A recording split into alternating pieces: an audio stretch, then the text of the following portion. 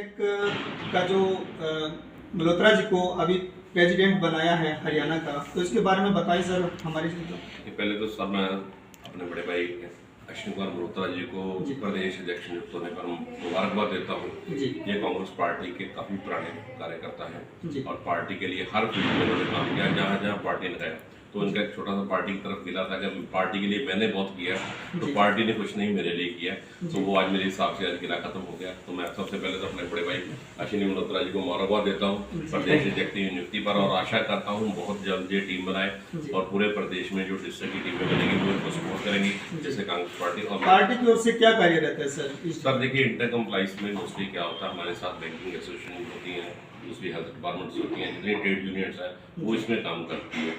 तो एक हमारा सिस्टम बना होता है कि जिसमें एम्प्लॉइज यूनियन लोग, जैसे मान लीजिए बैंकिंग सेक्टर में हमारे साथ जो लोग जुड़े हुए हैं उनको कोई प्रॉब्लम्स आती है तो वो हम सॉर्ट आउट करते हैं। इसमें हमारा जो लीगल पैनल है वो अलग होता है, वो साइड बाई साइड होता है। लेकिन आज तक हिंदुस्तान में किसी भी पॉलिटिकल पार्टी के पास इतना लॉ डिपार्टमेंट का इतना स्ट्रॉन्ग नहीं था।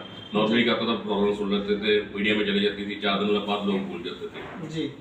लेकिन इंटर कम्प्लाइज में ऐसा नहीं है, हर डिस्ट्रिक्ट में एडवोकेट अपॉइंट होंगे और उसमें साथ में जो भी एम्प्लॉइज यूनियन जुड़ी होगी उनको कोई भी दिक्कत होगी वो जो हमारा लॉ डिपार्टमेंट उसकी प्रॉपर मदद करेगा, शॉर्ट टाइम में उसको प्रॉब्लम को सॉर्ट आउट करेगा।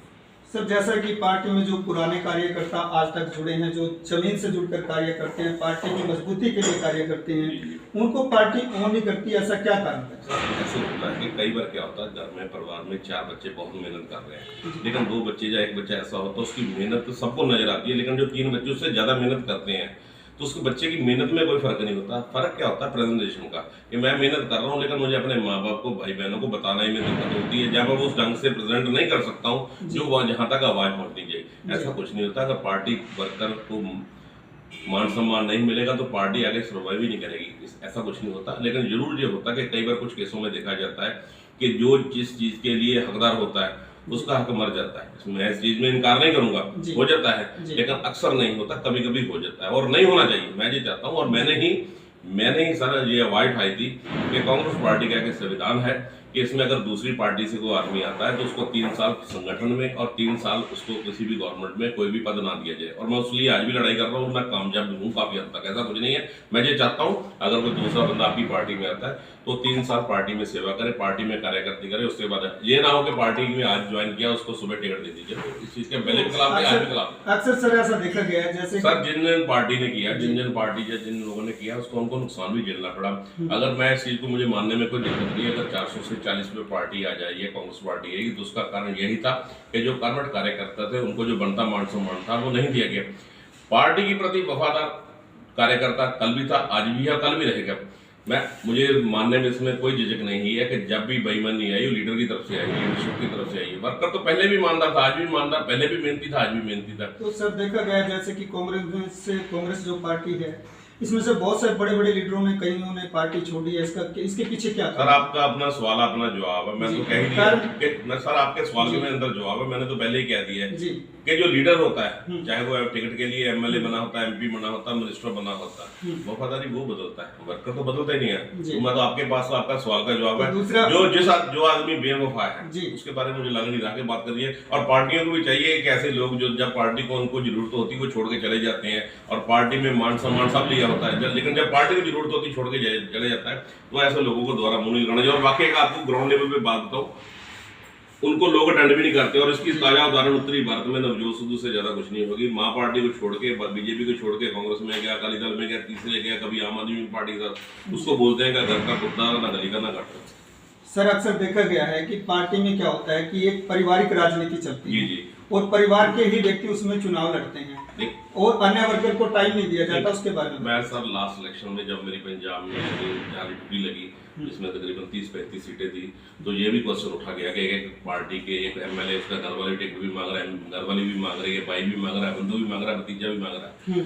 तो as a advisor board member मैंने ही ये सजेशन दिया था राहुल जी को कि एक घर से एक ही आदमी को टिकट दी जाए, चाहे वो बाप ले ले, चाहे बेटा ले ले, चाहे बहू ले ले, या कुछ भी ले ले। एक परिवार को अगर पॉलिटिकल परिवार है, उसका असर सूख इलाके में, देखो जब पॉलिटिकल परिवार 10-20 साल एक इलाके में काम करता तो उसका असर सूख होता। कुछ लोगों के उन्होंने काम किया था, सब लोगों को तो खुश कर नहीं सकते, कुछ लोगों से नाराज भी रहते हैं। तो हमने यही वो गाइडलाइन दी थी और पार्टी हाईकमांड ने मानी है कि एक परिवार को एक ही टिकट दी जाएगी, वो चाहे अपने भाई को दे दे, बंधु को दे दे, वाइफ को दे दे, किसी को दे दे। तो देखिए सुधार तो हो रहे हैं, इसमें कोई दो राय नहीं है, सुधार हो रहे हैं, लेकिन उतनी स्पीड से नहीं हो रहे, क्योंकि आज की डेट में पार्टी है सत्ता से बाहर है। जब पार्टी सत्ता में होगी तो जो सुधार है वो नजर भी आएंगे। सर देखा गया है कि ये हमारे भारत देश में 2 ही राष्ट्रीय पार्टियां हैं, जी जी, भाजपा और कांग्रेस। जी जी, और देखा गया है कि दिल्ली के अंदर केजरीवाल ने सरकार बनाई, जी जी। ऐसा क्या कारण?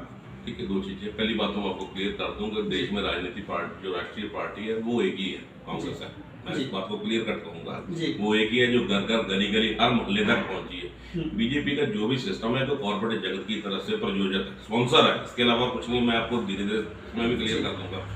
तो वो स्पॉन्सर है, वो जाओ जो मर्जी कहते हैं, उसको राष्ट्रीय पार्टी नहीं कह सकते, ये कह सकते स्पॉन्सर पार्टी कह सकते, शब्द ये हो सकता है। दूसरी रही आपने केजरीवाल की, तो मैं तो कहता हूँ, मैं तो अक्सर कहता हूँ, अगर आदमी ने अच्छा काम किया उसको कोई मदद कर रहा, तो आप शायद भूल रहे हैं कि अगर केजरीवाल ने अच्छा काम किया, गवर्नमेंट बनानी थी, तो हिंदुस्तान में किसी ने साथ नहीं दिया। सबसे पहले कांग्रेस ने साथ दिया था।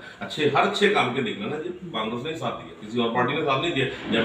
जब केजरीवाल साहब ने पहली बार गवर्नमेंट बनाई तो कांग्रेस के सपोर्ट से, कांग्रेस ने सपोर्ट वापस नहीं लिया, वो खुद ही छोड़ के चले गए। जी, तो सर देखा गया है कि अक्सर ईवीएम का बहुत ही ज्यादा शोर शराबा रहता है, इसका क्या कारण रहता है? चुनाव में क्या मुद्दे निकल के सामने? देखो ईवीएम का तो देखो सीधा फंडा है, ये तो ईवीएम की जो गेम होती है वो एक ज्वारी की तरह होती है कि जो छोटी गेम है वो हारी जाती है, बड़ी गेम जीती जाती है। अब देखिए जब एमएलए इलेक्शन होते हैं, विधानसभा के इलेक्शन होते हैं, तो उसमें ईवीएम प्रॉपर काम नहीं करती, लेकिन वही ईवीएम मशीन जब एमपी के इलेक्शन आएंगे, देश के इलेक्शन आएंगे, तो पूरा काम करती है। उसकी एक उदाहरण ये है, जिस कंट्री ने बनाई है उसने आज तक उसको इस्तेमाल नहीं किया, हम इस्तेमाल करते हैं। तो इस सवाल का जवाब तो यही है, इसका मतलब समथिंग रॉन्ग नहीं, सब रॉन्ग है।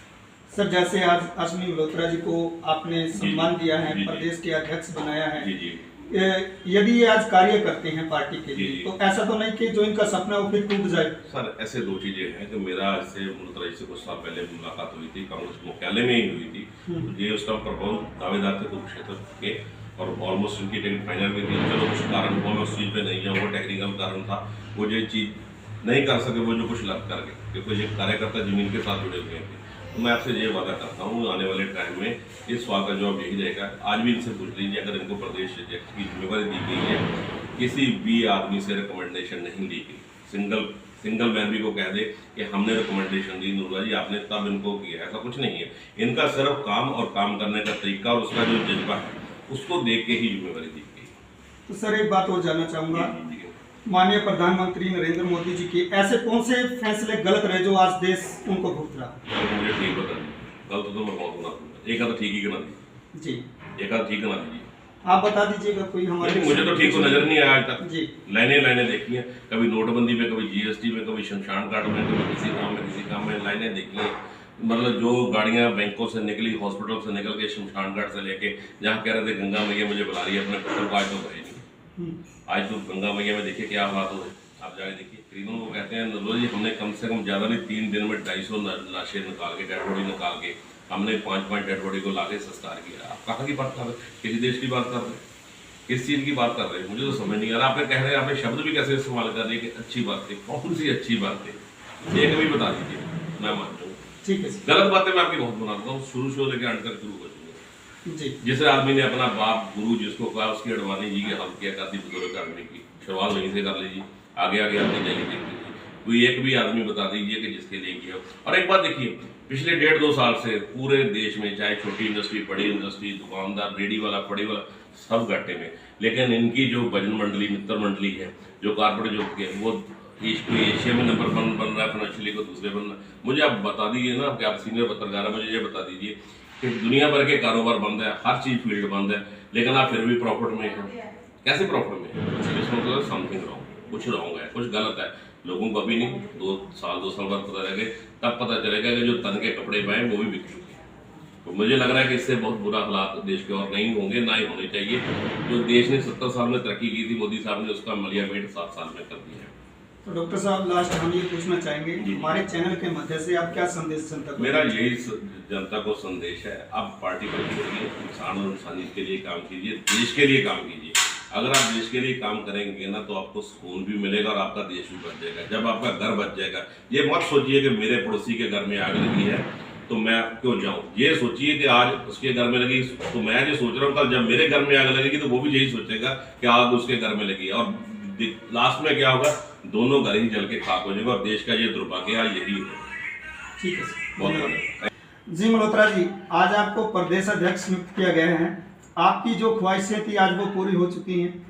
क्या संदेश देना चाहेंगे आज हमारे चैनल के माध्यम से? ऐसे है मेरे आदरणीय भाई डॉक्टर नरूला जी ने जो इतना बड़ा मेरे ऊपर एक हरियाणा का प्रेसिडेंट बनाने का मेरे ऊपर इतना वजन इन्होंने डाल दिया है। मैं ये चाहता हूँ कि भगवान मेरे से इतनी ताकत दे कि मैं इस इंटेक को 4 चांद लगाऊं और इनका कद 4 फुट और ऊंचा हो, और जितनी भी मैं मेहनत कर सकता हूँ उससे ज़्यादा मैं मेहनत करनी है, क्योंकि मैं मेहनती हूँ, ऑनेस्ट हूँ, काम में मैं कभी पीछे नहीं रुकता और मैं अपनी जिम्मेवारी से कभी आगे पीछे नहीं होता। जो सोनिया जी ने और राहुल गांधी जी ने और प्रियंका जी ने मेरे ऊपर इतना विश्वास किया है, मैं इस विश्वास को बरकरार रखांगा, आगे पीछे नहीं होने देवांगा। और हरियाणा के अंदर इंटेक और कांग्रेस और अपना जो भी साड़ी पार्टी का जितने भी सिंबल है, जितने भी हमारी ब्रांचेज हैं, महिला विंग है, यूथ है, जो भी है, मैं हर एक के साथ कंधे के साथ कंधा मिला के काम करूंगा और सभी मानव जाति को कोई भी काम होंगे मैं हर जगह पे उनके साथ सबसे आगे खड़ा मिलूंगा।